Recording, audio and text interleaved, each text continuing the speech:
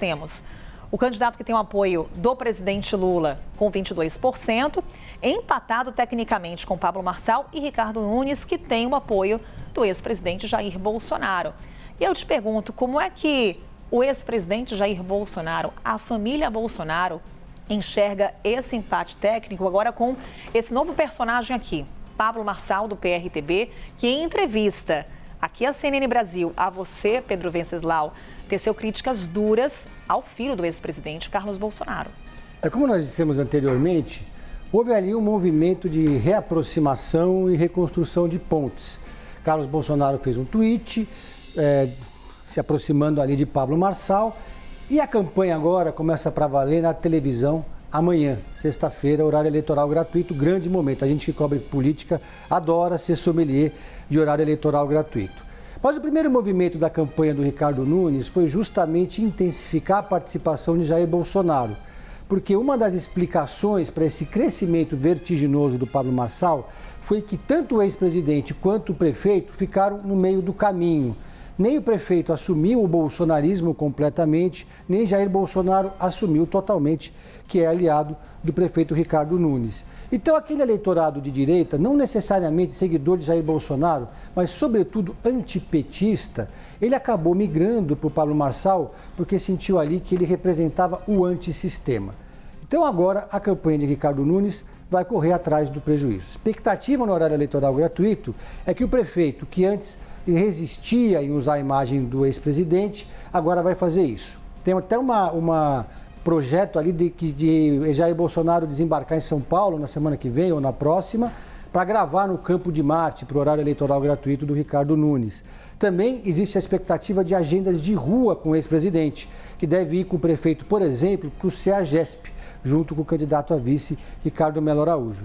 Dessa forma, Ricardo Nunes tenta fidelizar o eleitorado bolsonarista, que segundo o Datafolha migrou em peso para Pablo Marçal, mas com isso ele traz também a rejeição do ex-presidente. Porque o plano de voo inicial, e a campanha estava flat até aqui, era que o ex-presidente fosse ali um coadjuvante, mais um integrante do que eles chamam de frente ampla, são 12 partidos.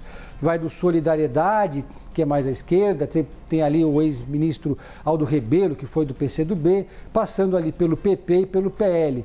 Então, é uma chapa ecumênica. Então, Jair Bolsonaro participou da convenção de Ricardo Nunes, fez um discurso, teve destaque, mas ainda havia dúvida se ele seria protagonista dali em diante. Já o Pablo Marçal agora começa uma nova fase porque não tem tempo de televisão. Fica ali completamente fora do palanque eletrônico. E José Luiz da Atena vê ali o seu eleitorado também indo embora aos poucos, caminhando para Pablo Marçal. E aí, Pedro, aproveitar essa bandeira branca que você coloca para gente entre Pablo Marçal e a família Bolsonaro, trazendo o tweet que o Pedro destacava, o tweet de Carlos Bolsonaro. Aqui eu vou ler na íntegra, abrindo aqui aspas com relação ao que escreveu Carlos Bolsonaro, mas já lhe destacando, conversei há pouco com o Pablo Marçal, foi muito educado e bacana comigo, expusemos nossos pontos e fico feliz em ter a consciência de que queremos rumar nas mesmas direções quando falamos de Brasil. E aqui segue aqui o texto dele e termina com um abraço fraterno a Pablo Marçal. Então, é mais do que uma bandeira branca, né? É aperto de mão, é abraço entre o candidato à Prefeitura de São Paulo e o filho do ex-presidente Jair Bolsonaro. Porque esperava-se que depois daquele entreveiro entre os dois, que começasse ali uma guerra. Até porque Pablo Marçal é um nome que surge em 2024, mas desponta para 2026. Então, entre bolsonaristas, existe um certo receio de que o ex-presidente perca o controle do campo da direita. Então, esse abraço é mirando não as eleições municipais necessariamente, mas muito mais para 2026. E teve até um acordo prévio que foi noticiado pela CNN com o Valdemar Costa Neto do PL, uma conversa, na verdade, uma articulação de bastidor, de que o Pablo Marçal poderia ser candidato a senador, eventualmente, em 2026, pelo PL ou com o apoio do PL. Mas depois desses estranhamentos, esse acordo, claro, foi por terra e o candidato que se apresenta agora para o Senado é Ricardo Salles, que agora está no Partido Novo.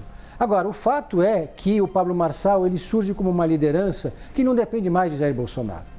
Então ele passa a ocupar esse campo de um jeito que preocupa os bolsonaristas, porque Jair Bolsonaro deixou de ser o grande líder da direita, pelo menos nesse momento, na capital, aqui em São Paulo.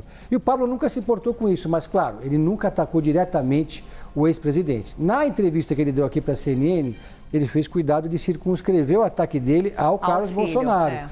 O Bolsonaro em si, o próprio, ele chamou de grande líder da direita.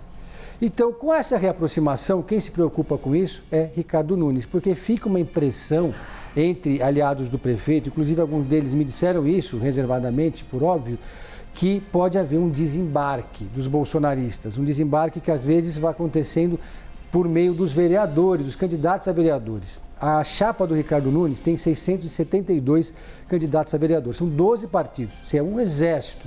É a candidatura que mais tem vereadores concorrendo.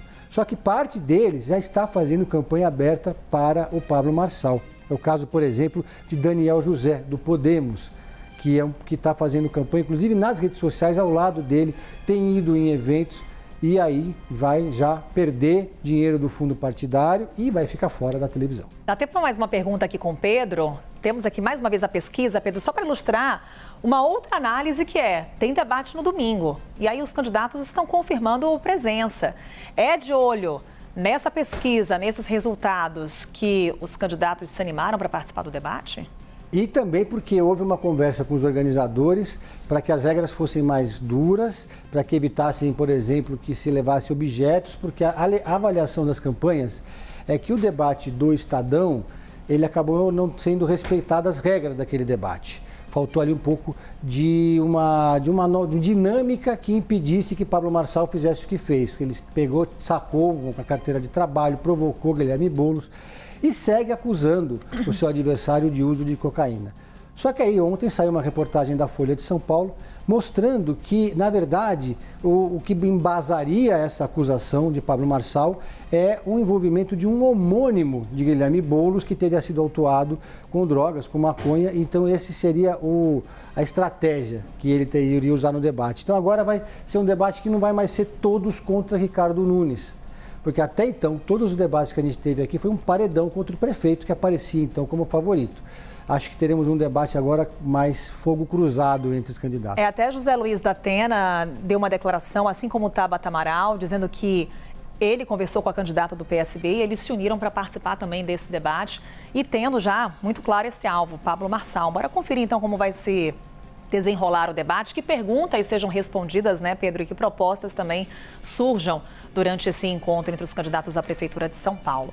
Daqui a pouquinho a gente conversa muito mais, Pedro. Até já.